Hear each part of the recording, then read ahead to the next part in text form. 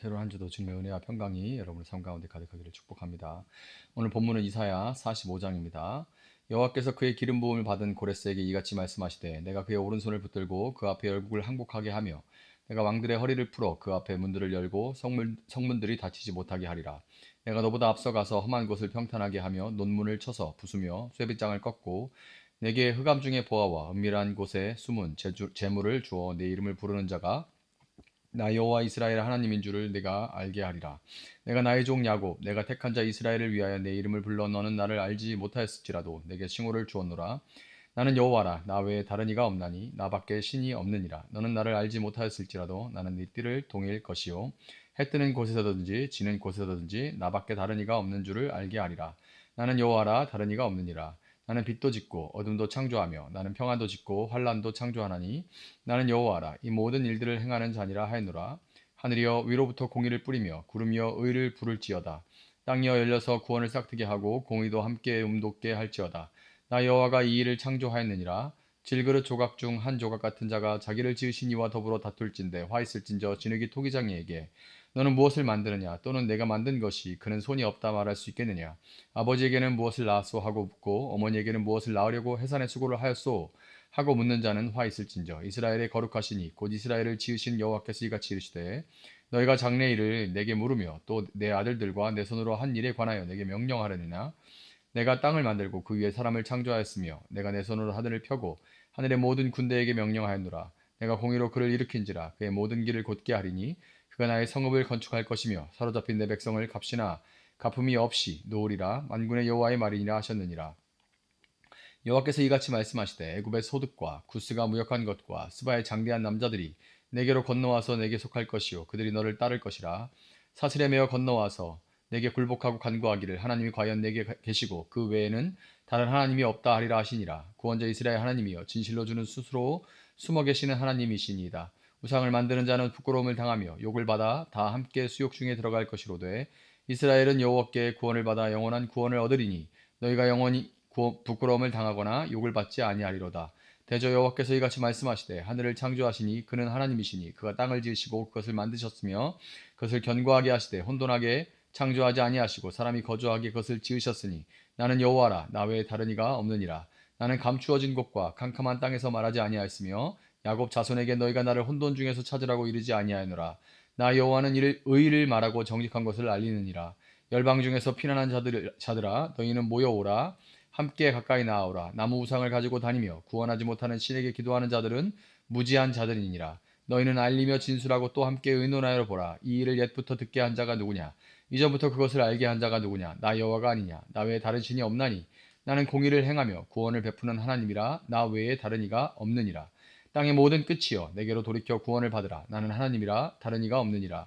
내가 나를 두고 맹세하기를 내 입에서 공의로운 말이 나갔은즉 돌아오지 아니하나니 내게 모든 무릎이 꿇겠고 모든 혀가 맹세하리라 했노라. 내가 내게 대한 어떤 자의 말에 공의와 힘은 여호와께만 있나니 사람들이 그에게로 나아갈 것이라. 무릇 그에게 노하는 자는 부끄러움을 당하리라. 그러나 이스라엘 자손은 다 여호와로 말미암아 의롭다함을 얻고 자랑하리라 하느니라. 아멘. 자, 지금으로부터 약 2700년 전인데요. 이스라엘 나라는 망하게 됐습니다. 백성들은 바빌로니아라는 거대한 제국의 포로로 끌려가서 암담한 현실 속에 신음을 하고 있는 상황이에요. 그들의 눈에는 희망이라고는 전혀 보이지 않았습니다. 세상의 주인은 강력한 바벨로니아 제국인 것 같았고 자신들의 여호와 하나님은 침묵하는 것으로만 느껴졌어요. 그 절망의 한복판에 하나님께서 이사야 선지자를 통해서 아주 뜻밖의 이야기를 시작하십니다. 하나님은 놀랍게도 이스라엘 백성이 전혀 예상하지 못했던 한 사람의 이름을 부르면서 말씀을 시작하시는데요. 1절 나 주가 기름 부어 세운 고레스에게 말한다. 내가 너의 오른손을 굳게 잡아 열방을 내 앞에 굴복시키고 왕대의 허리띠를 풀어놓겠다. 네가 가는 곳마다 한 번 열린 성문은 닫히지 않게 하겠다. 고레스는 들어라. 고레스라는 이름이 나오죠. 이 고레스는 페르시아의 왕입니다. 그는 이스라엘 사람이 아니었고 하나님을 알지도 못하는 이방 왕이었어요. 그런데 하나님께서 그를 뭐라고 부르십니까? 나의 기름 부음 받은 자, 메시아라는 뜻입니다. 히브리어로 기름 부음 받은 자가 메시아예요. 이 칭호는 본래 이스라엘의 왕이나 제사장에게만 주어지는 아주 특별하고 거룩한 칭호였습니다. 그런데 하나님께서는 이방 왕 고레스를 자신의 메시아, 즉 자신의 특별한 도구로 지금 지목하고 계신 거예요. 포로 생활에 지친 이스라엘 백성에게 이 말씀은 얼마나 충격으로 다가왔을까요? 아마 이 하나님의 이 말씀을 결코 이해하기가 쉽지 않았을 겁니다. 하나님은 더 나아가 이 고레스를 위해 무엇을 하실 것인지 구체적으로 말씀하십니다. 2절과 3절을 보면 하나님께서 그보다 이 고레스보다 앞서 가셔서 험한 곳을 평탄하게 만들어 놓으시고 논문을 쳐서 부수며 쇠빗장을 꺾고 흑암 속의 보화와 은밀한 곳에 숨은 재물을 그에게 주시겠다라고 약속을 하십니다. 세상의 모든 장애물을 다 제거하고 상상할 수 없는 부와 권세를 그에게 안겨주시겠다는 말씀이죠. 왜 그럴까요? 고레스가 위대한 인물, 탁월한 인물이기 때문에 하나님께서 이렇게 택하여서 이런 약속을 하셨을까요?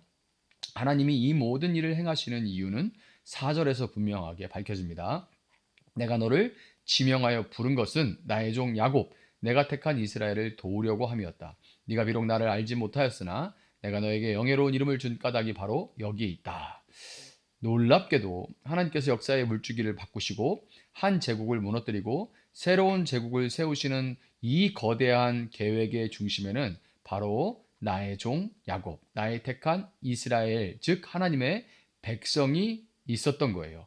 하나님은 자신의 백성을 구원하시기 위해 그들을 포로 생활에서 해방시켜서 고향으로 돌려보내시기 위해서 이방 왕 고레스를 역사의 무대 위로 불러 올리셨던 것입니다. 고레스 자신은 하나님을 알지도 못했지만 그는 하나님의 손에 붙들린 강력한 도구가 되어 있던 거예요. 여기서 우리는 첫 번째 진리를 발견할 수 있습니다. 하나님은 우리가 상상하지도 못하는 방식으로 심지어 세상의 권세와 하나님을 알지 못하는 사람까지도 사용하셔서 당신의 백성을 위한 구원의 계획을 이루어 가신다라는 사실입니다. 하나님의 이 파격적인 계획 앞에 이스라엘 백성은 불평과 의문을 가질 수가 없었습니다. 하나님 왜 하필이면 이방 왕입니까? 우리 민족을 통해 더 영광스럽게 일하실 수도 있잖아요. 라고 그런 마음이 들 수 있는 것은 사실이죠. 우리도 그런 생각이 종종 들어요. 내 삶에 일어나는 어떤 일들에 대해서 이해할 수 없을 때 우리는 하나님 왜 이런 방식으로 일하십니까? 왜 이렇게까지 하십니까? 라고 질문하면서 하나님의 주권을 의심할 때가 있습니다. 하나님은 이러한 인간의 교만한 마음을 아시고 아주 중요한 비유를 말씀하십니다. 9절에 보면 이렇게 나오죠. 질그릇 가운데서도 작은 한 조각에 지나지 않으면서 자기를 지은 이와 다투는 자에게는 화가 닥칠 것이다. 진흙이 토기장이에게 너는 도대체 무엇을 만들고 있는 거냐? 하고 말할 수 있겠으며 네가 만든 것이 너에게 그에게는 손이 있으나 만하다 하고 말할 수 있겠느냐?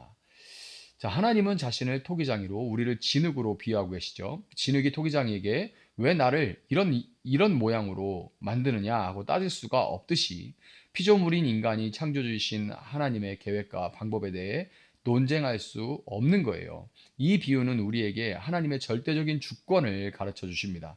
하늘을 창조하시고 땅을 펼치시며 그 위에 사람을 지으신 분, 그분께서 의로운 뜻에 따라서 고레스를 일으키셨고 그를 통해 자기 백성을 값없이 대가 없이 해방시키실 것이라고 선포하시는 거예요.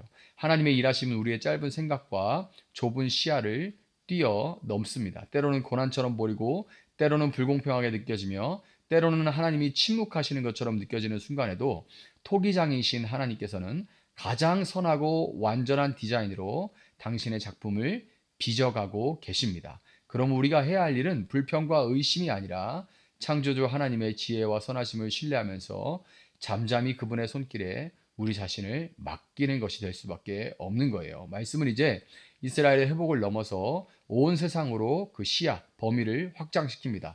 하나님께서 고레스를 통해 행하신 놀라운 구원의 역사는 단지 이스라엘만을 위한 것은 아니었어요. 22절은 이사야 45장의 심장이자 성경 전체를 관통하는 하나님의 마음을 보여줍니다. 땅 끝까지 흩어져 있는 사람들아 모두 나에게 돌아와서 구원을 받아라. 내가 하나님이며 나밖에 다른 신은 없기 때문이다. 아멘. 하나님은 이스라엘의 하나님만이 아니라 온 세상의 창조주요 유일한 구원자이심을 선포하십니다. 이스라엘의 회복 사건을 통해서 모든 민족이 하나님께로 돌아와서 구원을 얻기 원하시는 것, 이것이 바로 하나님의 궁극적인 계획인 거예요. 오늘 우리는 말씀을 따라오면서 역사의 무대 뒤에서 모든 것을 주관하시는 하나님의 손길을 볼 수가 있었습니다. 하나님은 당신의 백성을 구원하시기 위해 이방 왕 고레스의 이름을 부르시고 그를 기름 부음 받은 자 메시아로 삼아서 포로된 백성을 해방시키시고 무너진 성전을 재건하게 하셨습니다. 그런데 성경은 고레스를 진정한 실체가 아니라 앞으로 오실 더 위대한 기름 부음 받은 자, 참된 메시아를 가리키는 그림자, 가리키는 손가락에 불과하다, 참 본질의 그림자에 불과하다라고 말해줍니다. 고레스는 이스라엘을 바벨론이라는 물리적 속박에서 해방시켜 유형의 성전, 눈에 보이고 손에 만져지는 성전을 짓게 했습니다. 하지만 이 고레스의 역할은 딱 거기까지죠. 하나님은 그의 아들 예수 그리스도를 이 땅에 보내셨습니다. 그 근분이야말로 하나님의 참된 기름 부음 받은 자이십니다. 예수님께서는 십자가와 부활을 통해 우리를 죄와 사망이라는 근원적인 속박에서 해방시켜 주셨습니다. 그리고 부활하신 후에 제자들에게 나타나서 이렇게 말씀하셨습니다. 하늘과 땅의 모든 권세를 내게 주셨으니 그러므로 너희는 가서 모든 족속으로 제자를 삼아 아버지와 아들과 성령의 이름으로 세례를 주고 내가 너희에게 분부한 모든 것들을 가르쳐 지키게 하라. 볼지어다 세상 끝날까지 너희와 항상 함께 있으리라. 아멘. 여러분 고레스가 페르시아의 권세를 받아서 이스라엘을 예루살렘에 보냈던 것처럼 만왕의 왕이신 예수님께서는 하늘과 땅의 모든 권세를 받으시고 그의 제자들 바로 오늘 저와 여러분을 세상으로 보내십니다. 무엇을 위한 거예요? 고레스 시대의 사람들처럼 돌로 된 성전을 다시 짓기 위함이 아닙니다. 예수 그리스도를 머리로 하고 구원받은 성도들이 서로 연결되어 있는 살아있는 성전 곧 하나님의 교회를 세우시기 위함입니다. 이것이 바로 무너졌던 하나님 나라의 참된 회복인 거예요. 고레스를 앞서가시며 그의 길을 평탄하게 하셨던 하나님은 예수님의 약속 안에서 세상 끝날까지 우리와 항상 함께 하시겠다고 말씀하십니다. 우리가 세상 속에서 하나님 나라를 세워갈 때 주님께서 우리보다 앞서가시면서 우리의 길을 인도하시고 모든 장애물들을 넘어가게 하실 것입니다.